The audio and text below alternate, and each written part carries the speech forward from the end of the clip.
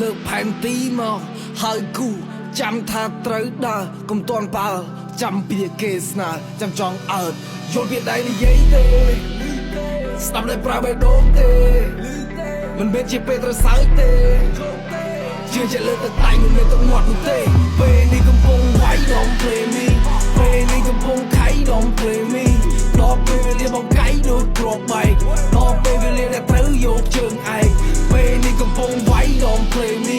ពេលនេះកំពុងខៃ Don't play me ដល់ពេលវេលាបងកៃដូចគ្រាប់បែកដល់ពេលវេលាដែលត្រូវយកជើងឯង